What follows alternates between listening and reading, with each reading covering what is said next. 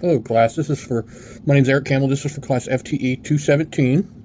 This is week 3, assignment 1. Um, we were picking 3 materials this week, 3 components within the AR platform to answer some questions. So I'm going to flip around here and be right back. First of all, I want to say that my space is free of ammunition. There is nothing in the bore here of the rifle. The magazine has been removed.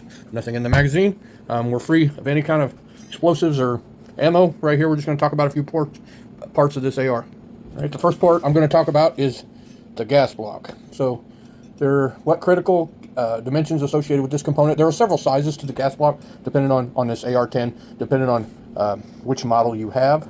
The most common is 0.750. That's the most common. If you get into the bigger barrels, it's 0.875. And if you get into maybe a bull barrel or something like that, it's 0.936. Well, potential malfunctions could occur if improper modifications were made to this component. If this gas block is not lined up correctly with the hole in the barrel, you are not going to, it'll fire. Once you cycle it, it'll fire, but it won't eject the shell.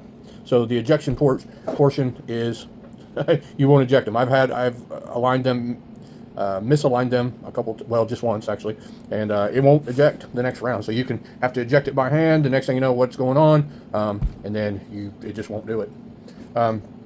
What likely damage? There won't really be any damage. You just won't be able to cycle your rifle. What training should a gunsmith undergo to avoid damage to these components? Learn the correct size of the gas block. If you don't have the right, if you order the wrong one, don't try to fit one that won't fit on your barrel. Get one that will fit, and the correct installation. That hole that's on the barrel, if it's not lined up correctly, you won't eject. The gas won't go in there, and it won't feed it through the gas tube, and it won't go into the chamber there to eject the next round. What additional components interact with those you selected? The gas tube and the barrel. So that leads me to my next component. I'm just going to go ahead and talk about the gas tube that's located it goes from the gas block to the chamber here, where it pushes onto the bolt for ejection. So critical dimensions, they're all pretty standard in size, but they don't interact from AR-15 to AR-10. The pistol links are 1.7 to 7 inches long. If you have a carbine, it's 9.8 inches. You got a mid-length rifle, it'd be 11.75, and the rifle links are 15.125 inches. I will tell you, if you're switching between rifles, and I've done this, I thought the gas tube was the same length. I put it on there, snapped it into the gas block. Next thing you know, it's too long or too short. If you don't pay attention to the length, always fit it up before you snap it in. Otherwise, you could potentially have to take it out again, pull the pin, all that stuff. Or if you can't get it out, you'll have to replace it. So always pay attention to what you're doing prior to you doing it. Potential malfunctions, again, is a failure to eject. If you don't get that pin lined in there, if you don't get everything lined up, maybe you put it in there backwards, whatever the case may be, it's not going to send that gas down and hit the bolt to eject it back, and you're not going to eject the next shell. What damage?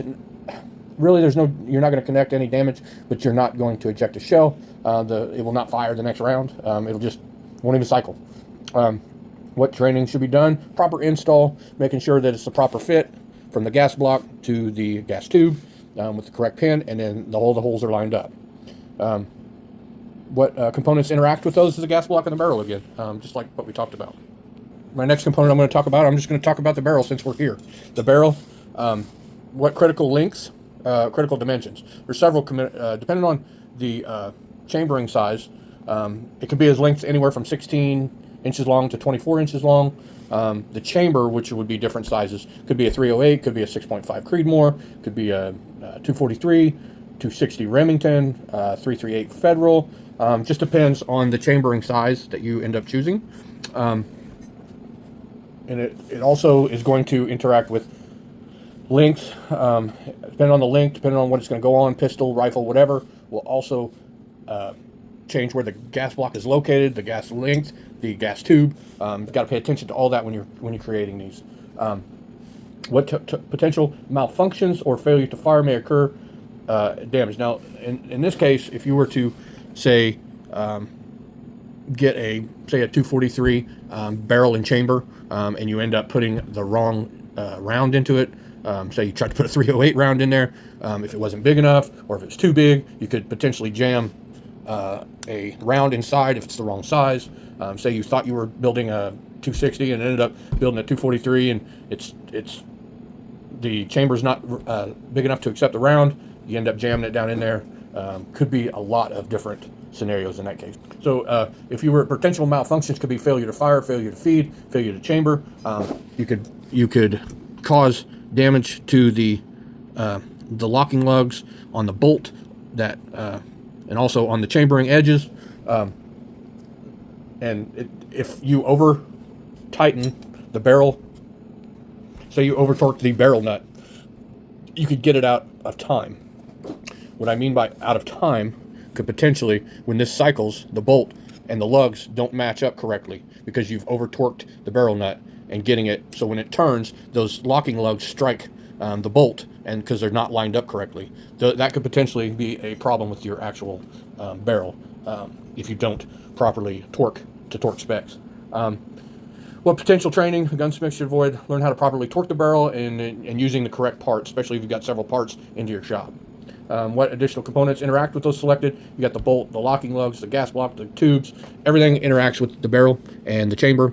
You've got the bolt actually coming back. You could be problem with failure to feed, failure to lock, failure to a lot of things. All right, those are my three. Thank you. Again, this is Eric Campbell, FTE 217. Today is 10/17/2025. Thanks.